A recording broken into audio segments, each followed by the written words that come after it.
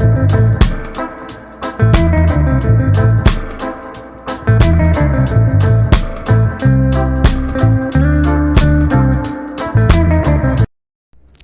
Hello, नमस्कार. कशा आहात सगळे? मस्त ना? तर मी सानिका तुमच्या सर्वांचं स्वागत करते आपल्या नवीन एका व्हिडिओमध्ये. सगळ्यांचा दिवस अगदी छान आनंदात जावं हीच स्वामींचरणी प्रार्थना. आणि आज माझ्या व्हिडिओला सुरुवात करते. तर सकाळच्या कामांपासून सुरुवात झाली. आंघोळ करून घेतली आणि कपडे धुवायला घेतली. आज कपडे थोडी जादच होते, कारण की फौजींचे वर्दी वगैरे बाकीचे कपडे आणि होते. म्हणले आता आज धुतलीच पाहिजेत, कारण की किती दिवस त्याला तरी ठेवणार ना. ठीक आहे, प्रेग्नेन्सीमुळे खाली बसता वगैरे येत नाही, धुताना वगैरे त्रास होतो, पण तरी पण कसं तरी धुवावंच लागतं. आणि मी प्रत्येक ज्या प्रेग्नेंट लेडीज आहेत ना त्यांना मी आवर्जून सांगेन की जर तुम्ही असं खाली बसून जर काही काम करत असाल ना, तर आपल्याला सवय असते की आपण बसताना पाट वगैरे घेतो, पाटावरती बसतो. पाट असा एकदम उंच पण असतो, तुम्हाला माहितीच आहे, घरी आपण बाथरूममध्ये यूज करतो तो पाट. तर तो पाट ना खरंच तुम्ही यूज करू नका, कारण की तो पाट यूज केल्यानं ना आपल्याला ब्लिडिंगची वगैरे म्हणजे होण्याची जास्त शक्यता असते. तुम्ही असं फरशीवर बसूनच तुम्ही तुमचं खाली बसून जे काम करण्याचं आहे ना ते करा, कारण की म्हणजे तो प्रॉब्लेम पुढं तुम्हाला यायला नको. तर मग मी पाट पहिला वापरायचे, पण म्हणजे प्रेग्नेन्सीच्या अगोदर वापरायचे, पण प्रेग्नेन्सी मला जशी राहिली ना तसं मी पाट यूज करणं सोडूनच दिलं आणि बसताना उठताना पूर्णपणे काळजी घेते. तर मग कपडे वगैरे मी का नाही पहिला बाहेर धुत होते, म्हणजे जे बाहेरचे कपडे धुण्याचं, भांडी धुण्याचं जे हे आहे ना, जागा आहे ना, तिथं धुत होते. पण तिथं आता मी धुत नाही, कारण की तिथं बसायला जागा वगैरे नाही. म्हणून मी काय करते, बाथरूममध्येच कपडे धुते आणि लगेच मग तिथून वाळायला टाकते. आता वाळायला टाकताना ना मी एक दोरी आतच बांधले. तुम्हाला तर माहितीच आहे, कबूतर असले की किती जास्त घाण करतात आणि दमवतात दिवसभर. मग जी थोडीशी कपडे आहेत ती थोडीशी बाहेर टाकते, त्याच्यावरती काही घाण वगैरे करत नाहीत. पण असं पूर्ण आडवं जे साईडला आहे ना, ते म्हणजे जागा आहे ना, ते जर आडवी जर दोरी असेल ना तर त्याच्यावर बसतात आणि कपडे खराब होतात. मग ते तसं नव्हतं ना, मग मी काय करते, कपडे सगळी आतच धुवून ना आतच वाळायला टाकते. खिडकी ओपनच ठेवते आणि थोडीशी झाकते, थोडीशी ओपन ठेवते, अशी करते. मग निम्मी कपडे वाळतात, असे दिवसभर असे वाळून जातात कपडे. आता तर काय उन्हाळा लागलं त्यामुळे कपडे लगेच वाळून जातात. तर माझी कपडे वगैरे अशी धुवून झालीत.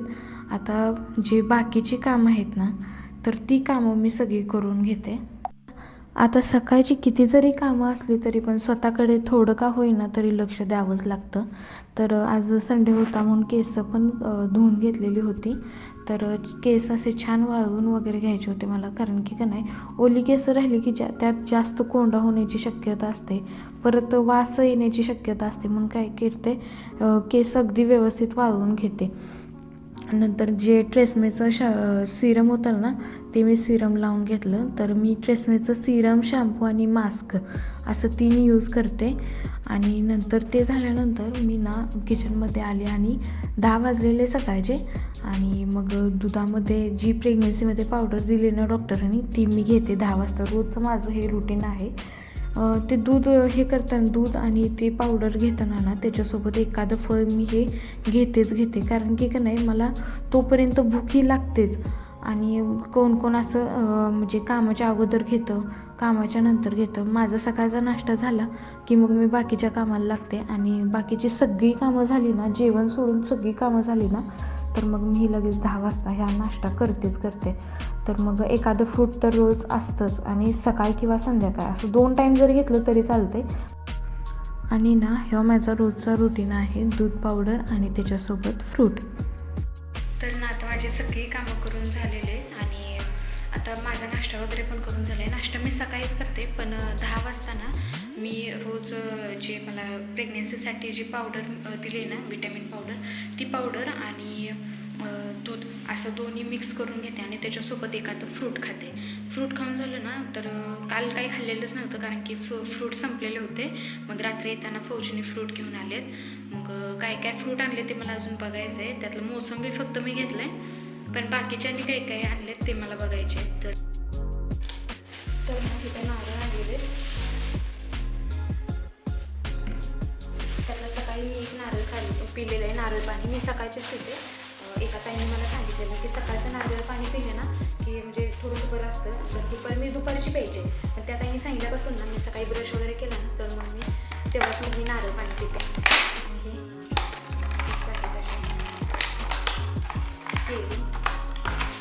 हे मोसंबी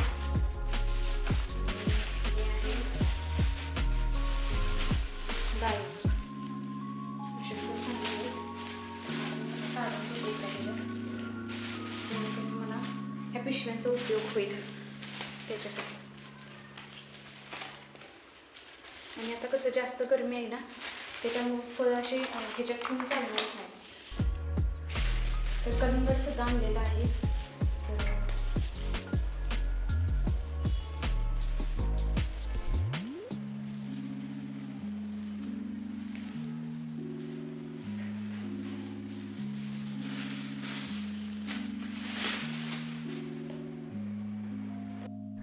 तर ना जे फ्रूट्स आणलेले होते ना ते मी फ्रूट्स सगळे फ्रीजमध्ये ठेवून दिले, कारण की आता उन्हाळ्याच्यानं लवकरच खराब होते. म्हणून मी आजकाल आता फ्रीजलाच लावायला लागले फ्रूट.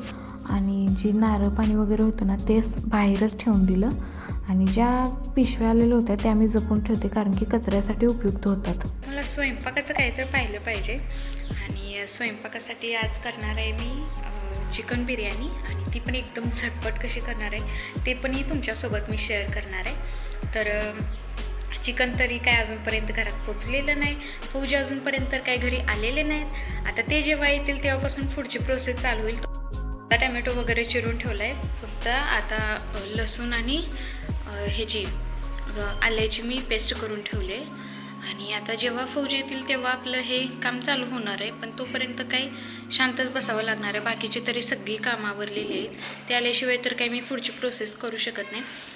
घरातली जी आपली चटणी असते ना ती चटणी आपण इथं टाकून घ्यायची, थोडीशी 1 चमचा टाकायचा. आणि आपला गरम मसाला 1 चमच्याच्या दरम्यान टाकायचा. आपला चिकन मसाला जास्त टाकला तरी पण चालतो थोडा. आणि आपली जी एव्हरेस्टचा जो बिर्याणी मसाला आहे ना तो बिर्याणी मसाला टाकायचा. ह्याच्यातनं थोडंसं हे पण दिसते मला, खडे मसाले जे आहेत ना ते पण आहेत त्याच्यात.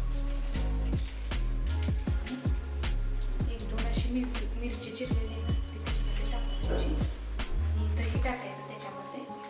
तुम्ही 1 वाटी असं दही प्रमाण ठेवू शकता. त्यानंतर जे टाकत आहे, कारण याची मला सवय झालेली आहे. 1 वाटी दही, ठीक आहे. आणि हे जो आपण आलं लसूण पेस्ट केलेली होती ना ती पेस्ट ह्याच्यामध्ये टाकून द्यायची. जर हाताने केली ना तर छानच मिक्स होऊन जाते ते. आणि आज ना आमच्या गावची जत्रा आहे देवराष्ट्राची, तिकडे पण मटणाचा बेत चालू आहे. आणि आम्हाला काही सुट्टी नसल्यामुळे आम्ही काही जाऊ शकत नाही, त्यामुळं आम्ही काही इथेच म्हणजे दर रविवारी असतं तसं. पण आज गावची यात्रा ह्यानं तर जास्तच एक्सायटेड आहे, त्यामुळे इकडे पण आम्ही चिकन आणलेलं आहे. चिकन पण आणलं आणि मटण पण आणलं. संध्याकाळी आता मी ते मटण करणार आहे. चिकन आत्ता सकाळी करणार आणि मटण संध्याकाळी. आता चिकन आपण मॅरिनेशन करण्यासाठी ठेवलं ना तर मग दुसऱ्या साईडला ना आपण लगेच पाणी गरम करण्यासाठी ठेवायचं. तुमच्या अंदाजाने तुम्ही पाणी जेवढं तुम्ही तांदूळ घेशील ना त्याच्या दुप्पट पाणी ठेवायचं गरम करण्यासाठी. आणि आता इथं बघा मी तर दावतचा तांदूळ घेतला आहे. तुमच्या म्हणण्यावर आहे तुम्ही कोणता तांदूळ यूज करायचा. तर तांदूळ इथं तुम्हाला जेवढा हवा तेवढा तुम्ही वाटीने तुम्ही मोजून घेऊ शकता. आणि तो लगेच ना धुवून स्वच्छ करून ठेवायचा आहे साईडला. आता ही बिर्याणी आपण कुकरमध्ये करणार आहे. झटपट करायची म्हटलं तर कुकरशिवाय पर्यायच नाही. तर मग कुकर घेतला, त्यामध्ये तेल टाकायचं आणि तेल टाकल्यानंतर ते छान असं गरम करून द्यायचं. आणि त्यामध्ये मिरच्या मधून चिरलेल्या टाकायच्या, कांदा चिरलेला टाकायचा. मस्त तो कांदा परतून घ्यायचा चांगला. आणि त्यामध्ये टॅमॅटो टाकायचं. टॅमॅटोसुद्धा छान परतून घ्यायचं. आणि जे मॅरिनेशन करून ठेवलेलं चिकन होतं ना ते आपण त्यामध्ये टाकायचं.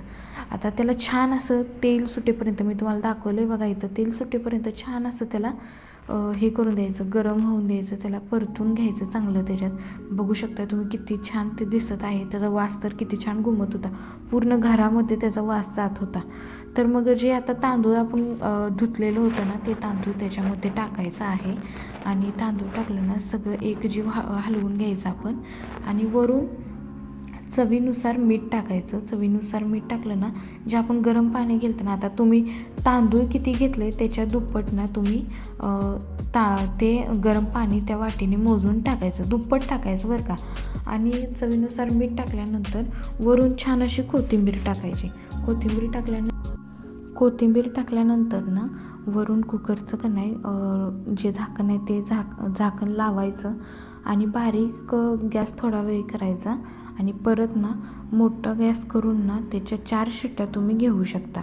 आता प्रत्येक कुकरची वेगवेगळी असते. माझं कुकर तर असं आहे की त्याच्या शिट्ट्या असे एकामागे एक पटापटा होतात. तर मग ते काम होईपर्यंत ना, म्हणजे तो कुकर बिर्याणी शिजेपर्यंत मी काय केलं, तोपर्यंत कांदा, टमॅटो, काकडी वगैरे चिरून घेतली. कारण की फौजी तर काय अजून आलेले नव्हते, ते गेले होते. मला चिकन मटन देऊन ना ते बाहेर गेलेले होते. आता ते येईपर्यंत ते आले की परत गडबड उठणार म्हणलं जेवताना. म्हणून म्हणलं ही तर आपली छोटी मोठीशी कामं करून घ्यावी ती पटपट, म्हणजे जेवताना कसं गडबड उठत नाही. म्हणून म्हटलं तेही कामं करून घ्यावीत. आता राहिला प्रश्न किचन साफ करायचा.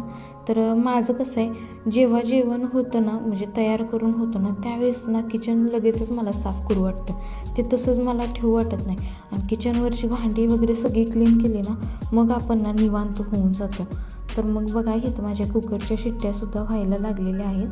आणि असं छानपैकी ते शिट्ट्या झाल्या ना, तुम्ही गॅस नंतर बंद करायचा आहे.